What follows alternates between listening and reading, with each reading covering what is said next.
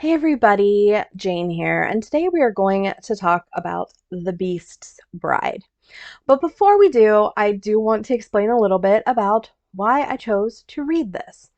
So, I am doing a project. It is Project Find Ruby. I recently started reading the Ice Planet Barbarian series, and I absolutely love them. Ruby Dixon, who is the writer of the Ice Planet Barbarian series, is a best-selling author, and like Ruby Dixon is her secret pen name. So I had heard like people talking about who they think Ruby Dixon actually is. And one of the people that they said that they think she is this author here, this Jill Myles, who also has the pen names Jessica Clare and Jessica Sims. Like these are confirmed the same author. So I decided to read all of these and decide if I think these are Ruby Dixon as well. And so the first one I read was The Beast's Bride. So let's get into my thoughts. Pictures and patterns put into words that stream across the page, capturing life as soft spoken.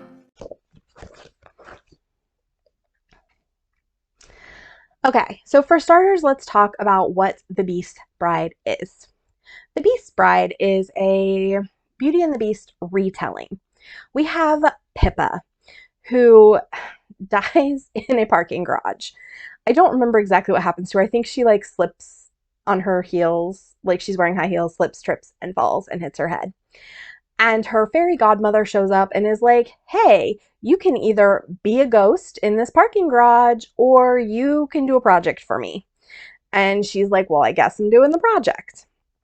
She gets sent into a fairy tale realm where we have a Beauty and the Beast story playing out. And she replaces the stepsister of the Beauty. Beauty's name in this is Belle, just like in the Disney film. I don't know if in the original, like, fairy tale it was Belle, but in this it is. So she is Belle's sister. And she has been assigned to help Belle fall in love with the Beast. So early on in the book, the dad shows up and he's like, I promised this Beast that he could marry one of my daughters. And Belle is like, I'll marry the Beast.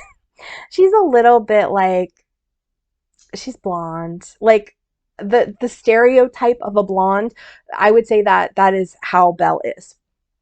So anyway, Belle and Pippa travel to the Beast Castle, and Belle realizes that she is not at all interested in this Beast dude.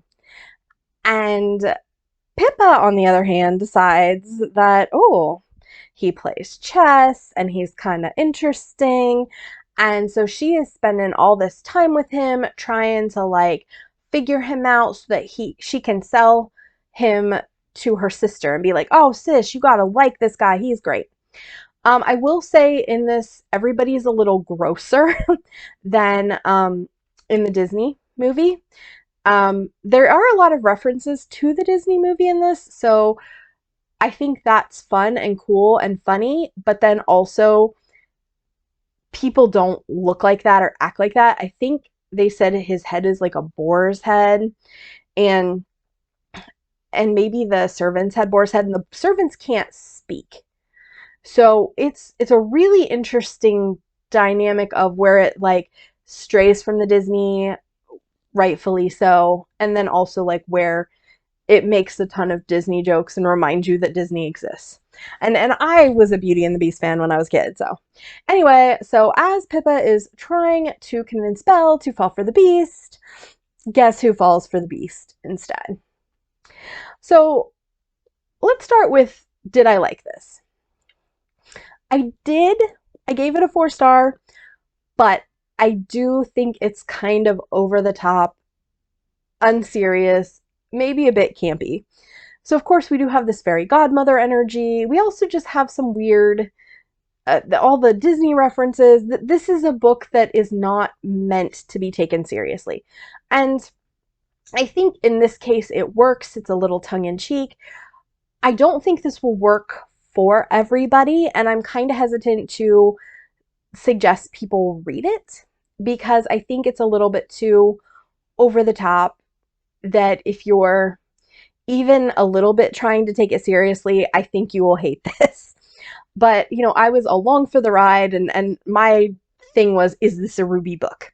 So I wasn't necessarily trying to I was just grabbing my popcorn and having a good time. But if you don't want to grab your popcorn and have a good time, I don't know that this cover and everything tells you so clearly that this is not a serious book. You cannot take this book seriously. There's a couple serious moments, but overall, this is a fun romp.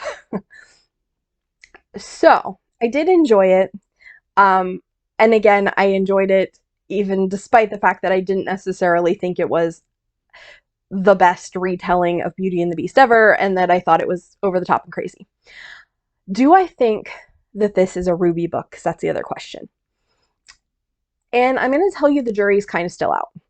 I definitely don't feel like I can exclude it as being a Ruby book.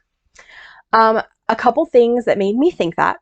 So, firstly, Ruby Dixon, at least in her Ice Planet Barbarian series, which is primarily what I've read. I've read a couple other of her novellas, like the King Spinster Bride and the Half Orcs Bride.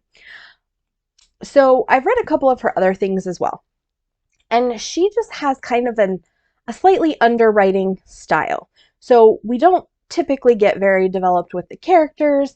The characters are in the situation. We learn one or two things about them, that is their whole personality traits, and then we go along with the story and the smut. And I think that is very much the style this is written in.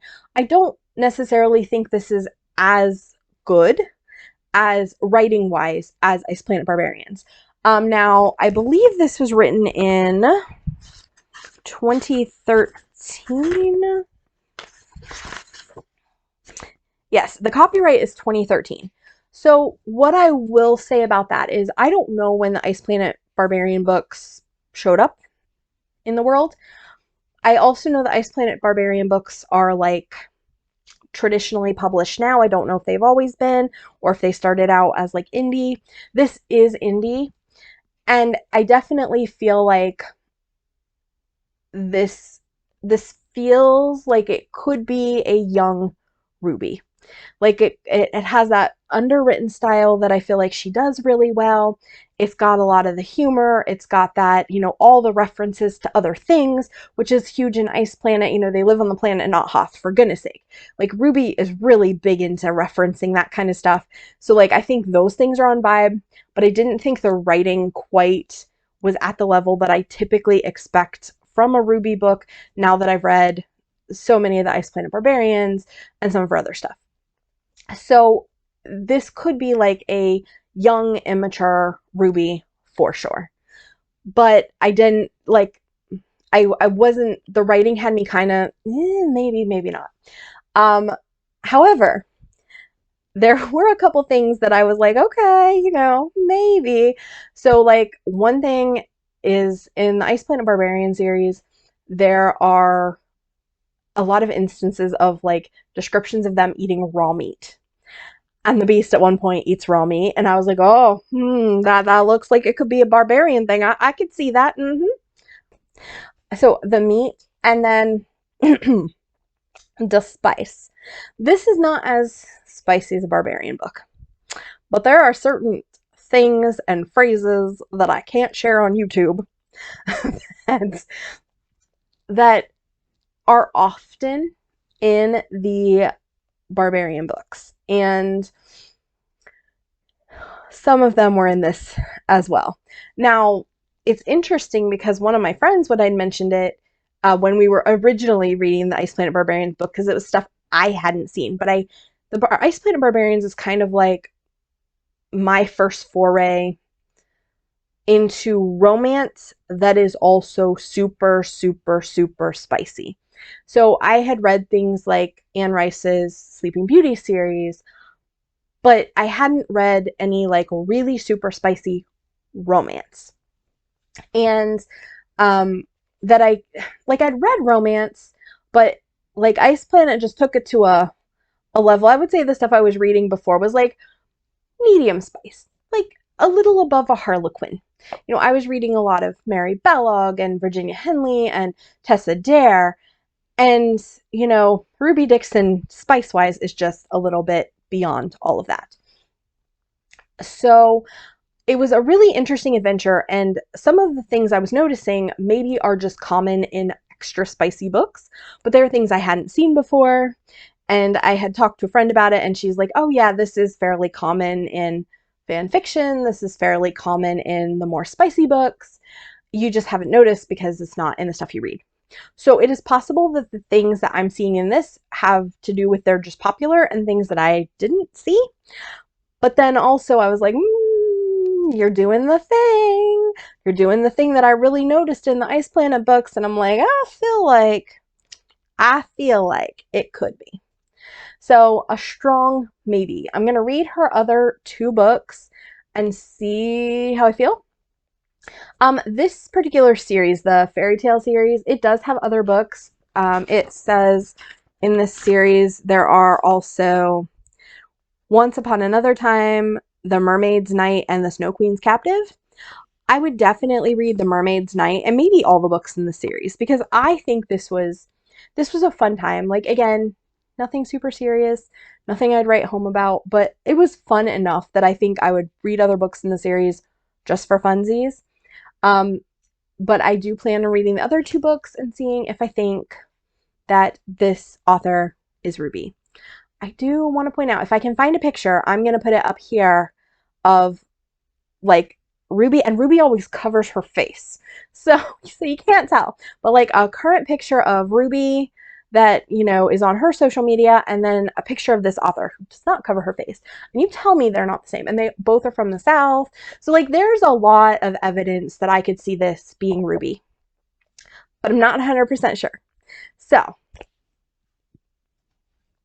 if you have done a searching for Ruby journey, who do you think is Ruby Dixon? Do you think it is Jill Myles slash Jessica Clare slash Jessica Sims? Or do you have an opinion that it's somebody else? Leave it in the comments below so that I can go and explore and see what I think. See who I think is Ruby Dixon. All right, guys, this has been Jane. I'll talk to you next time. Bye!